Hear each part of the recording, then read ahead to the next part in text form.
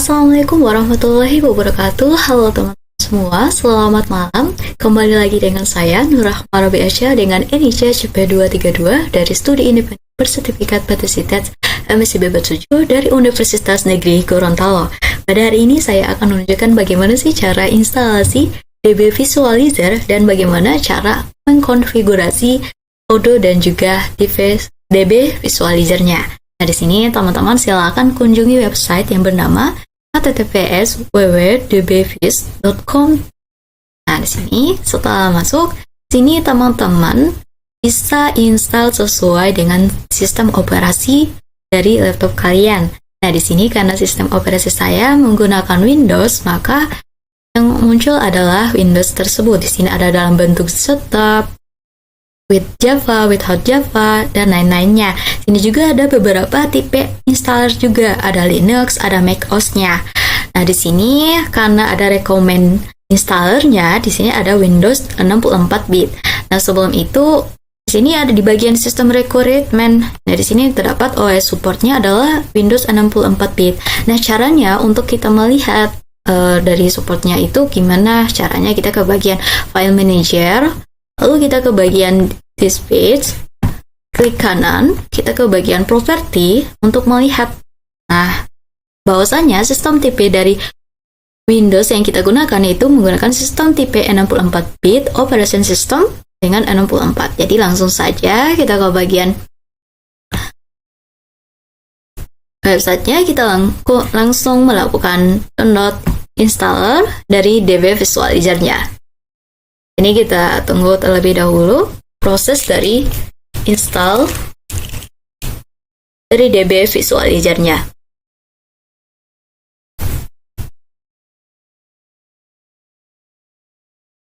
Oke teman-teman, karena di sini sudah melakukan instalasi, kita ke bagian menu file saja untuk melihat instalasi dari DBVis-nya. Di sini kita langsung double klik aja filenya yang sudah kita download. Di sini masih dalam tahap loading.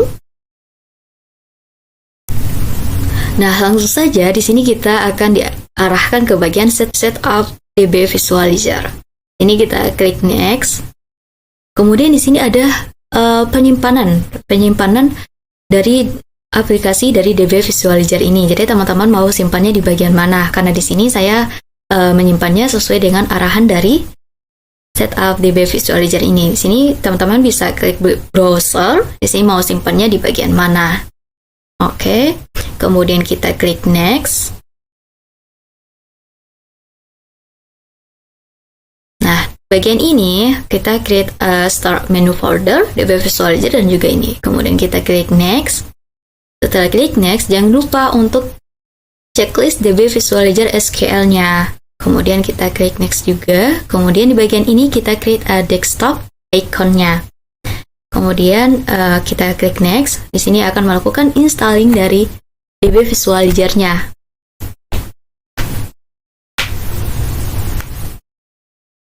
Di sini ada beberapa filenya yang muncul nantinya. Ada PostgreSQL, SQL, Oracle, MSQL, dan juga lain-lainnya. Kemudian kalau sudah muncul tampilan seperti ini, maka kita klik finish saja.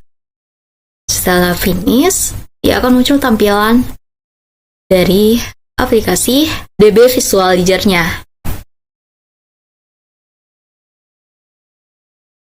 Nah, di sini kita klik accept.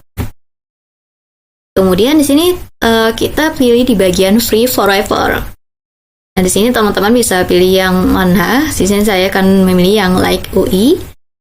Next, kemudian kita skip aja. Kemudian bentar ya teman-teman. Nah, di sini sudah muncul ikonnya. Ini saya sudah masuk pada database connection-nya, database dari DB Visualizer. Ini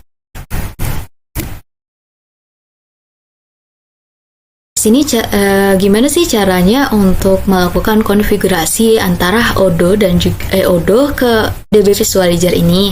Nah, caranya teman-teman create database connection-nya, kemudian kita pakai PostgreSQL karena Odoo itu dia saling berhubung dengan PostgreSQL. Ini Di bagian ini, apa-apa saja yang diubah. Nah, di bagian ini yang perlu kita lakukan ubah, itu di bagian ini. Di bagian name-nya kita ubah jadi Odo 17. Nah, di bagian database ini, untuk yang di bagian server info, auto detect PostgreSQL, dan ini localhost dan P5432 dan database portnya, itu sudah terisi secara otomatis. Nah, bagaimana sih cara untuk melakukan database? Nih, di sini kita cari database yang ada di Odo tersebut. Nah, sini teman-teman ke bagian Odo. Di sini saya akan menggunakan database dari Odo yaitu O17 Nur Rahma. Ini kita langsung saja kita masukkan ke dalam ini.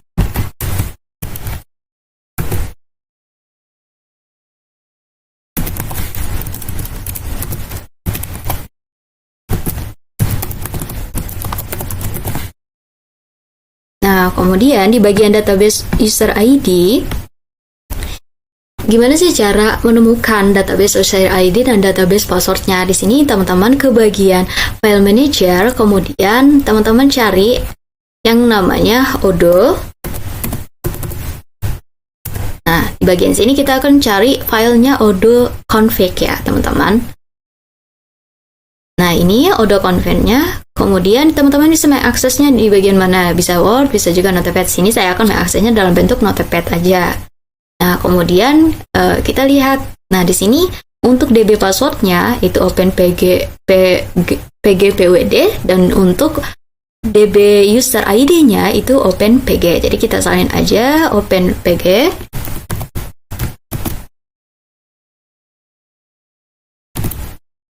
Kemudian data passwordnya tadi adalah OpenPGPWD.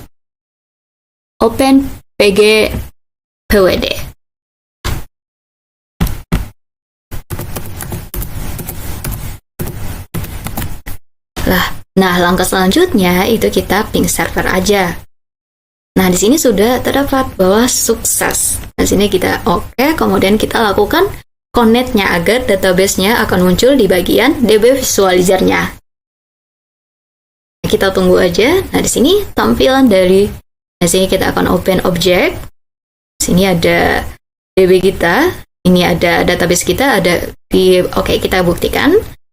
Udah muncul, kita bukti. Oke, jadi di sini karena kita sudah melakukan open object-nya, di sini udah muncul database yang saya sudah buatkan di bagian Odo-nya. Jadi kita lihat lagi. Nah, sini kan ada 4 database-nya.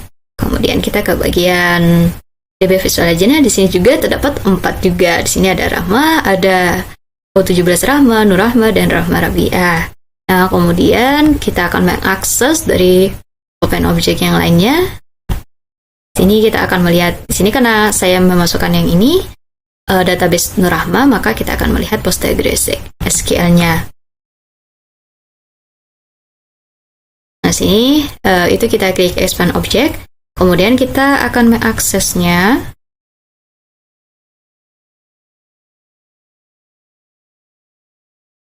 Nah, sini kita lihat di bagian public untuk melihat tabel-tabelnya.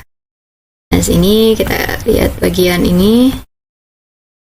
Kemudian kita lihat aja dulu tabel akunnya. Kita double klik ya. Kita double klik. Kita open in new tab. Sini udah muncul beberapa bagian database-nya. Di sini ada database class rounding, report, dan juga lainnya. Ini banyak ya teman-teman. Di sini ada komen apa segala macam. Nah, kemudian kita ke bagian preference untuk melihat database-nya. Dan preference ini kita akan melihat relasi antar tabel dari database yang sudah dibuatkan dari Odo tersebut. Di sini masih dalam tahap loading. Dan di sini nantinya akan muncul tabel-tabelnya. Oke, ini banyak. Bentar ya teman-teman.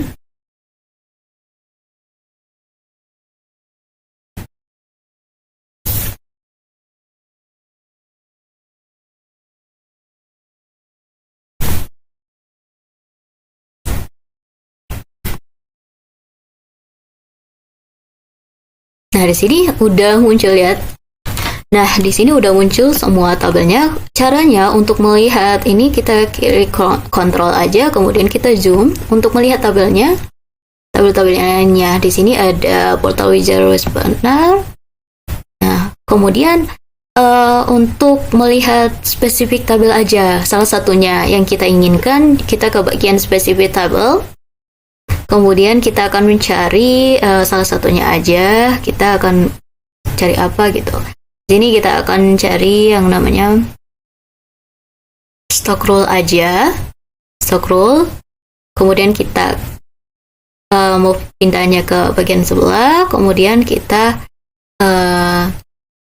stock picking kita masukkan juga, dan kita akan melihat stock move-nya,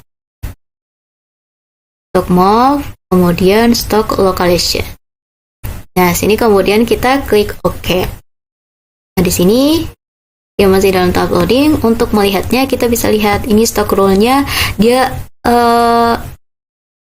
stock roll-nya dia dari stock warehouse. Jadi kayak ada relasi. Jadi gitu, relasi dengan stock roll-nya. Kemudian dia dari stock roll-nya dia akan ke bagian mana? Di situ dia akan ke bagian stock location. Jadi dari purchase order stock picking rail itu dia akan relasi tabelnya dia akan mengarah ke bagian stock picking, kemudian stock pickingnya akan mengarah ke bagian stock location.